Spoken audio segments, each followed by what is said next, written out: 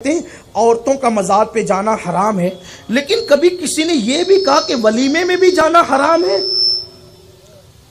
مولوی اپنے اجتماع میں بیٹھ کے چیختا ہے کہ مرد جا رہے شرک کر رہے ہیں، عورتیں جا رہے شرک کر رہی، یہ جو بکواس کرتے ہو نا، تو ذرا کبھی اپنی جماعت میں اس کو بھی تو کہو مزار پہ جانا کیوں حرام ہوا؟ آبرو کے تحفظ کے لیے نا۔ مسجد میں جانا کیوں منع ہوا؟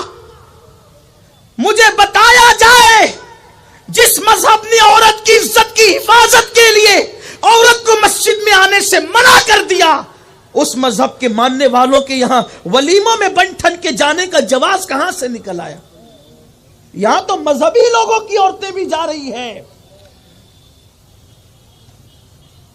اب بات اگر کہی جائے گی تو برا سب کو لگتا ہے، مسئلہ ایک آپ ہی کو سمجھتا، اوروں کو نہیں سمجھتا۔ بہت کچھ سوچ کر بنا ہوں میں دریا کا حریف، ورنہ میں بھی جانتا تھا عافیت ساحل میں ہے، ساحل ہی میں عافیت ہے۔ لیکن مجھے بتایا جائے مسجد سے روکنے والی قوم، مزارات سے روکنے والی قوم ابھی تک بازار اور ولیمہ سے کیوں نہ روک سکی؟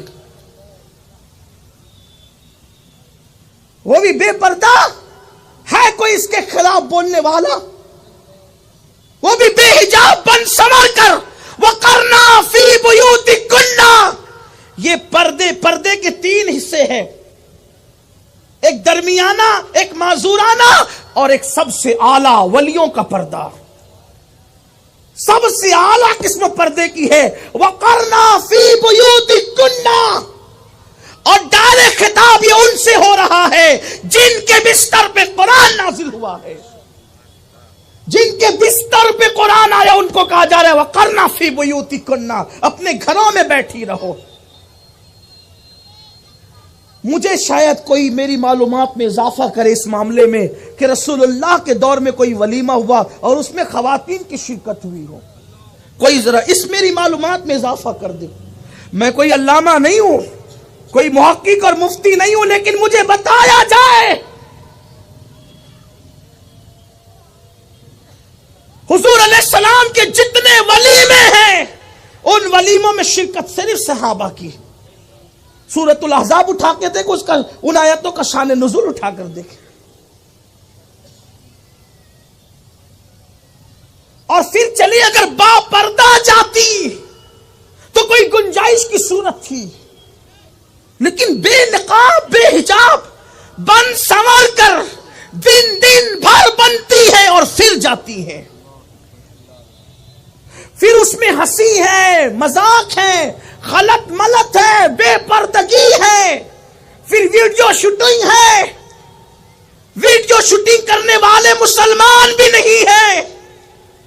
مولانا سے پیر جی سے اپنی بیویوں کو، عورتوں کو، بہنوں کو، بیٹیوں کو چھپایا اور شوٹنگ کے نام پر اپنے گھر کی عورتوں کو ان کے سامنے بے نقاب کر دیا۔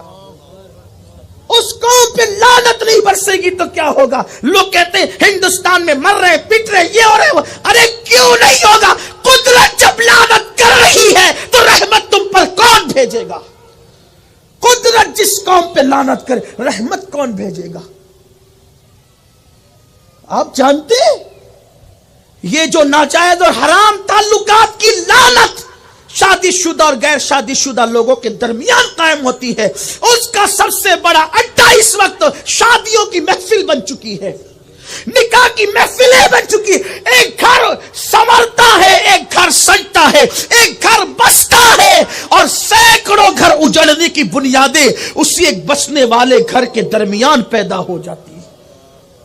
اس کا ماتم کون کرے گا؟ اس حق پر اعلان کو ممکن ہے عورتیں برا مانتی ہوگی کہ اب ہمیں ولیمے میں جانے سے بھی روک دیا، ممکن ہے آدھی ادھوری تقریر کاٹ کے کوئی اس کا بھی مذاق بنائے، لیکن میں کہتا ہوں پردے کی پابندی کے ساتھ تو میں کوئی کلام نہیں کرتا، لیکن بے پردہ